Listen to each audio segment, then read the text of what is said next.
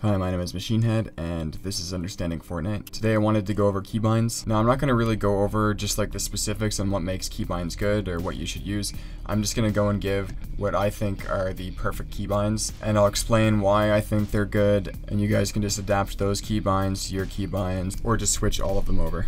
Now these are the best keybinds that I could think of for specifically WASD. I actually do think the ones that Booty Clap came up with on IJKL are actually much better because you don't have the spacebar in the way. But if you're looking for a more traditional setup, this would be what you're looking for. So my first option has wall and ramp on your mouse side buttons. Doesn't matter which button each one goes on. Also just want to throw in a quick suggestion for anyone that is having trouble aiming and using the side buttons at the same time. On a lot of my aim apps, there's actually a bit of time in between each target, and during this time I actually like to go and press both my side buttons and just get used to readjusting my grip every time I press side buttons, or just getting back into the same grip that I can use for aiming. Okay, so then I have cone on B, which is pressed by your thumb, and then I have floor on caps lock, which is pressed by your pinky. By the way, it's pretty rare that you see anybody using caps lock, but I think it's a super underrated bind. All you have to do is straighten your pinky out and it's literally like right there. Yeah, it's a super good pinky bind. And then you're going to be editing with V pressed by your thumb. And your shotgun and pickaxe are going to be on E and Q. Then I'm going to have my AR on F. And then your other slots are going to be 3, 4, and 5. That's assuming that you're going to use R to interact.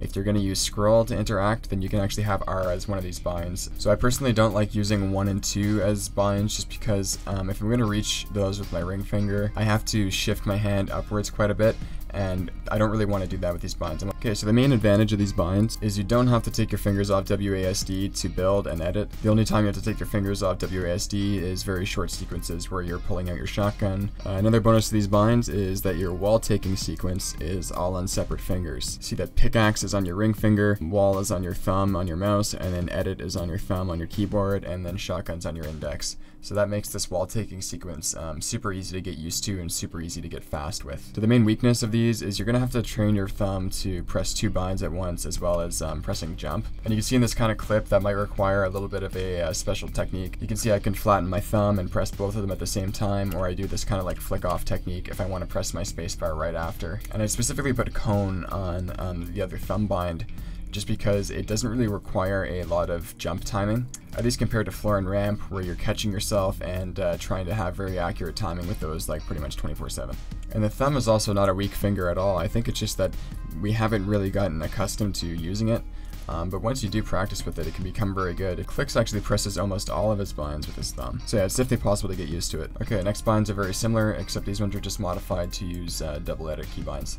I also just want to note that I do prefer double edit keybinds over edit on release, and that's because I can hold edits while moving around and not worry about selecting tiles. I can also select an edit and hold perfect crosshair placement before I shoot, but speed wise there isn't a big difference. So you can see here I've moved wall down to thumb, and I've left ramp, cone, and floor pretty much where they are. And the reason I chose to move wall down to thumb is it's pretty much the same thing as the cone. There's not a lot of things that you have to do that involve like very specific timing with your jump. And for editing, you're going to be editing with V like normal, except you're going to be confirming with your mouse side button. And this is pretty standard for most double edit binds. That's what most people confirm with, is a mouse side button. But like I said before, Fortnite doesn't actually have enough slots to have both double edit binds and have scroll reset. So what you're going to have to do is you're going to have to put scroll reset in like normal, and then put V in like you would for single edit binds.